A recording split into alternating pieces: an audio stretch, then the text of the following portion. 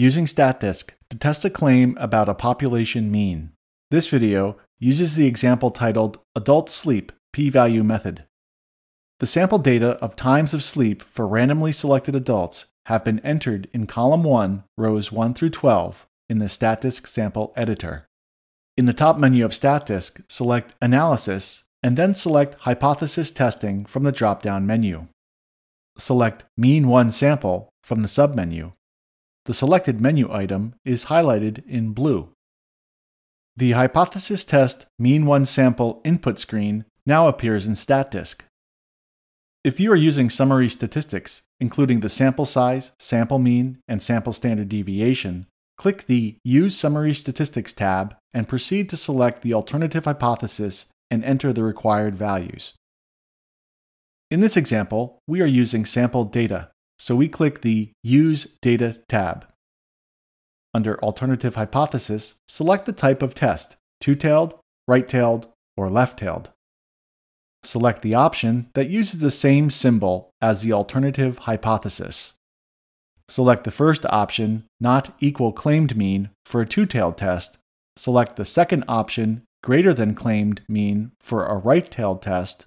Select the third option, Less than Claimed Mean, for a left-tailed test.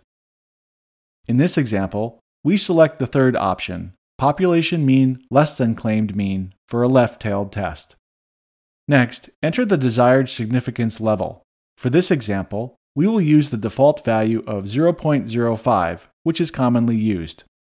Enter the claimed value of the population mean. In this example, the claimed population mean is 7.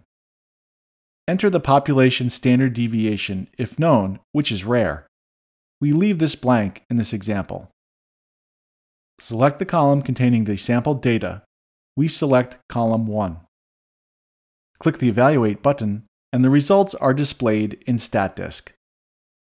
In this example, the results include the p-value for the left-tailed test of 0.38869. Because the p-value is greater than the significance level of 0.05, we fail to reject the null hypothesis.